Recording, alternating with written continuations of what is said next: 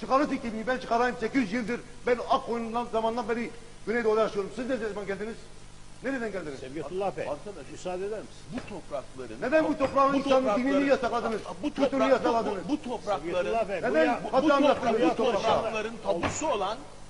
Bu topraklar yalnız senin toprağın değil. İstiklal Savaşı'nın O istiklal katılanlardan bir Türkler tanesi benim Türkler ve dedem. Türkler birlikte verdi. Onun için Sen bu tür ırkçılıklara, mantıkla- o buradan gelmiştir, şu buradan gelmiştir, bunlar bizim düşmanımızdır şeklindeki yaklaşımlara bir Bizim son verin. sorunumuz Bu hiç iyi bir şey o değil. zihniyetlendir. Bu ülkede yaşayan herkesle kardeşiz biz. Tamam mı? Kardeşi, Nereden gelirlerse nasıl intihar gelsinler. ettiğinizi sana anlatayım. Şimdi bakın, Kürt sorunu harici. Sevgetullah Bey, Bir sorunu lütfen var, Kürt hayret sorunu bir şey. diyerek ayırmayın. Evet, sonuçluyorum. Bakın, Ya bakın böyle müsaade faşizm bir olur mu? Böyle bir ırkçılık tarihi olur mu? gerçeği söyleyeceğim. Asıl ırkçılığa 1900 karşı Kürt halkının özgürlük savaşını biliyoruz. Varlığımızın savaşını biliyoruz. Kimliğimi, kültürümü yasakladın. Dinimi yasakladın. Binlerce şeyhi öldürdün. Medreseyi yasakladın. Katliam yaptın.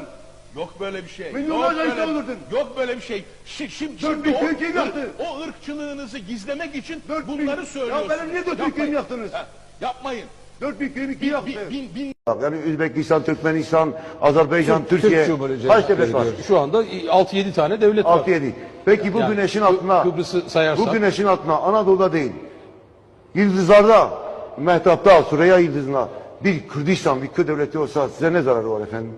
Allah'ın yarattığı bu halka da bir devlet verecek. İşte benim biraz Mesela evvel sizden Kuzey Irak'ta almak istediğim bir- sorunun cevabını aldım ben. Kuzey Irak'ta bir Kürdistan kurulsa size ne zararı var Allah aşkına? Ben almak istediğim sorunun cevabını da şimdi almış oldum. Hayır hayır.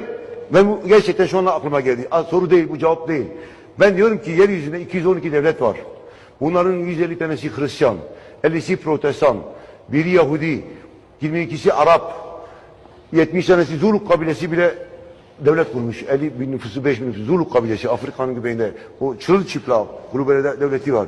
Yani bu güneşin altında bir devlet ya da bir federal bir yapı olsa Türkiye'nin sizin ne zararınadır Allah aşkına? Kuzey Irak'ta mı Barzani devlet kursa Barzani kurmuş zaten devlet var Tamam. orada işte. Orada bir tane devlet var işte. kabul bir gün- ediyor musunuz? Çok sürmez yani. Yarın bir gün Amerika amcası ona bağımsızlık şeyini de verir, ilan eder yani. Peki, Türkiye- İsrail'le beraber Amerika Barzani'nin amcasıdır. Türkiye'nin neyidir efendim?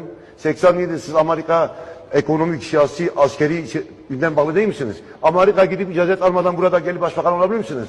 onu bilmiyorum. Ben bizim Biliyorsunuz. bizim